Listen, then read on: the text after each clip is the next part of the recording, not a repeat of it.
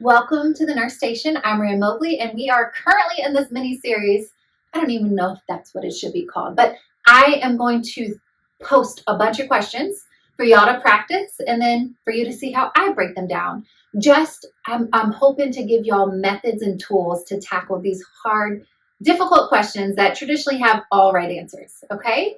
So I want you to take a moment, pause the video, and answer this question.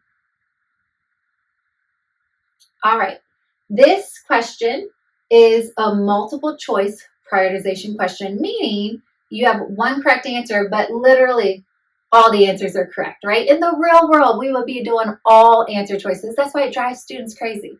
But if you need help with this style of question, I put links in the description to my Maslow's and nursing process video, but this will be your step one for every question. Identify your topic according to Maslow's.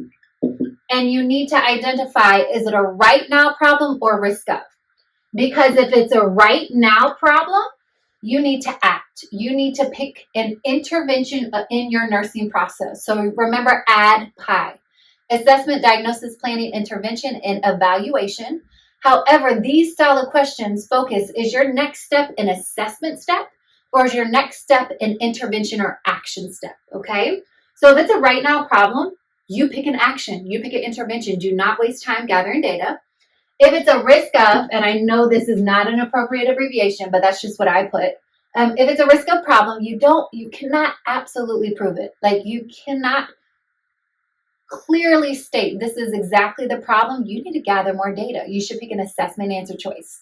So then of course your answers, you're gonna label A versus I, meaning if I identify a right now problem, I'm gonna act.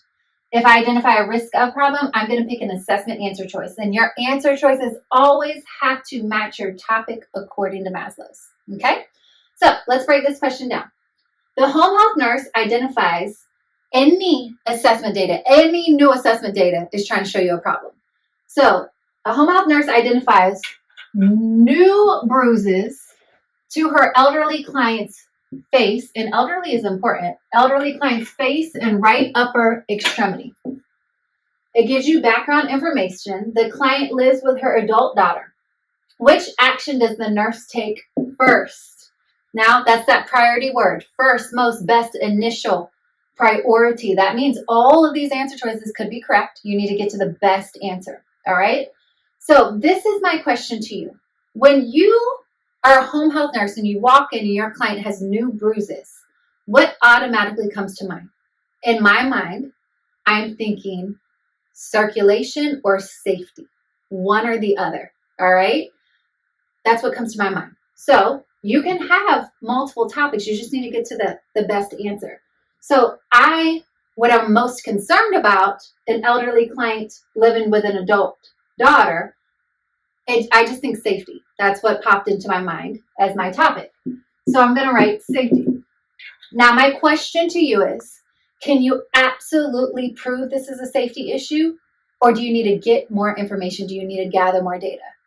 With new bruises to the face and right upper extremity, I, in my mind, do not think it's an absolute problem because I cannot absolutely prove that this patient is being harmed or that it's a safety issue.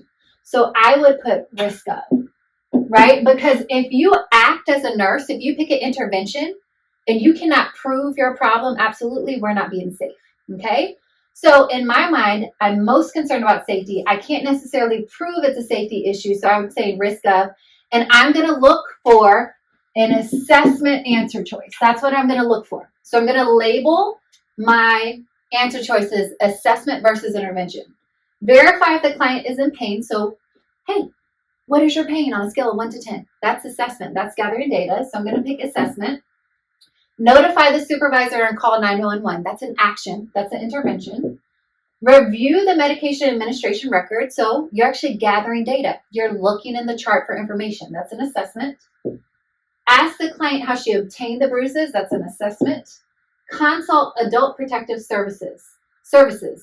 That is an intervention. So I'm going to get rid of all my interventions first. Now remember, my answer choice always has to match my topic of safety. So this is an assessment, but does this match the topic of safety? It matches the topic of pain. So therefore, I would eliminate it. Review the MAR. That actually can match the topic of safety, because what if you're looking for anticoagulants? What if you're looking for a medication that might cause bleeding or a safety risk to your client? So I'm going to leave that and say, hey, that's a potential safety assessment, and ask the client how she obtained the bruises. That's absolutely a safety assessment. And what you're going to look at, usually we get down to two really good answers, right?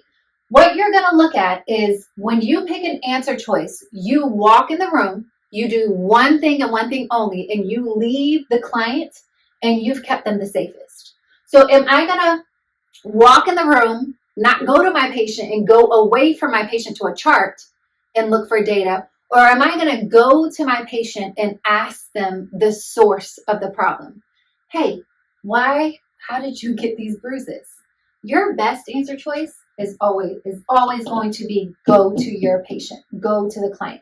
So good answer choice, but that's not what I'm going to do first, and that's not my priority assessment I need to gather. So if I could pick one answer and one answer only, it would be this. You're going to go to your client and ask them how they obtained the bruises.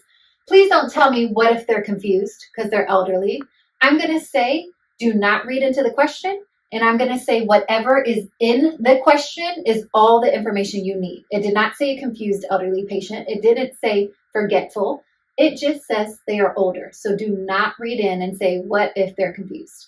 So this is the answer choice I would have picked. If you have no way of breaking down questions, I hope this helps you. I'm going to post a lot more questions. And I always tell my students, you do not have to agree with me. This is the answer choice I would have come to. If you don't agree, that's okay. I just want you to have a way to break down a question. And as always, if this helped you, please help somebody else. Take care.